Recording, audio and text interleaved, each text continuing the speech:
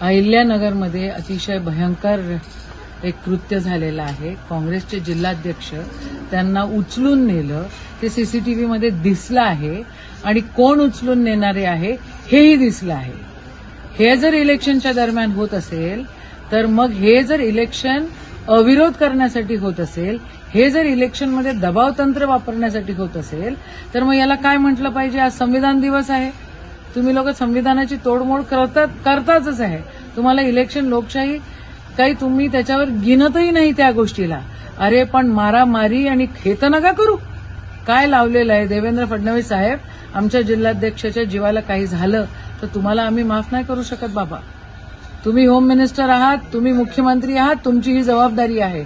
असं कसं या संघटना कोण आहेत, काय आहेत याची माहिती काढा आणि या सगळ्या गोष्टी महाराष्ट्रामध्ये जर होत असेल तर मग ह्याच्यापेक्षा खाली मान घालण्याचं कृत्य अजून कोणचं म्हणावं?